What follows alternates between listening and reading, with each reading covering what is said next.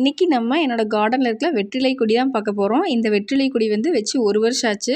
சூப்பராக வளர்ந்துட்டு வருது. இப்போ மழை பெஞ்சிட்டு வரங்காட்டி இப்போ குட்டி குட்டி இளம் வெற்றிலைகள்லாம் உங்களுக்கு தெரியுது. நம்ம வந்து இந்த மாதிரி ஸ்டெம் வந்து பிங்க்காக இருக்கிற இந்த வெற்றிலை தான் நம்ம வீட்டில் வளர்த்து இதுதான் நம்ம சாப்பிடணும். வெற்றிலையிலே நிறைய வகை இருக்குது. ஸோ இந்த மாதிரி ஸ்டெம்மு சிகப்பாக இருக்கிறத நம்ம வந்து சாப்பிடணும். அதுதான் நமக்கு ஏற்றது.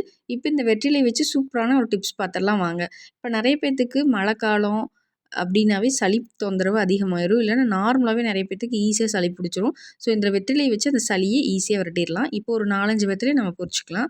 அதே மாதிரி ஒரு கைப்பிடி அளவு துளசி இலையும் நான் பொரிச்சுக்கிறேன். 2யும் நல்லா வாஷ் பண்ணிடுங்க. வெற்றிலையிலேருந்து இப்போ காம்பை நம்ம கிள்ளி எடுத்துடலாம். இப்போ 2 வெற்றிலையும் சும்மா ஒரு கைப்பிடி அளவு துளசியும் நம்ம வந்து வச்சு மடித்து இரவு உணவு சாப்பிட்டதுக்கப்புறம் நல்லா மென்று அந்த சக்கையிலேருந்து வர சாறை மட்டும் நம்ம வந்து முழுங்கிட்டு சக்கையை வந்து தூக்கி போட்டுடலாம். இந்த மாதிரி கண்டினியூஸாக பண்ணிட்டு வாங்க. ஈஸியாக சளி வந்து போயிடும்.